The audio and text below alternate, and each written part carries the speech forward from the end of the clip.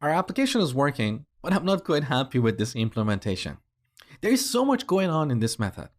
If another developer looks at this code, they can't tell quickly what is going on here. They have to read every line of this method. We want our code to be so clean and self-explanatory, like telling a story.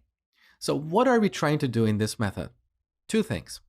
One is populating the genres, and the other is populating the movie. And that is if we are editing a movie with a valid movie ID. So we want to break this method, component did mount, into two methods, populate genres and populate movie. Let me show you. So let's create a new method, populate genres. Here I'm gonna cut these first two lines and move them in our new method. Now, because we're using await here, we should apply async to this method and then call it this.populate genres and await it. Similarly, we're going to extract these few lines and put them in a new method like populate movie. Once again, because we're using await, we should make this method async. And finally, back to our component did mount.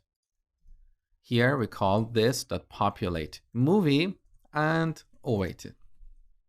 So now our code is telling a story. When we look at component did mount, we know that there are two things that should happen. One is populating the genres, the other is populating the movie. The details of these operations are somewhere else. They're not polluting this method. So if there is something wrong with populating the movie form, we just go and look at this method. That is better. There is one more thing we can improve here. This try catch block in the middle is kind of ugly. So it is better to move these two lines inside the try block like this and put the try keyword at the beginning of the method. All right, we're done with our refactoring. Next, we'll focus on saving the movie.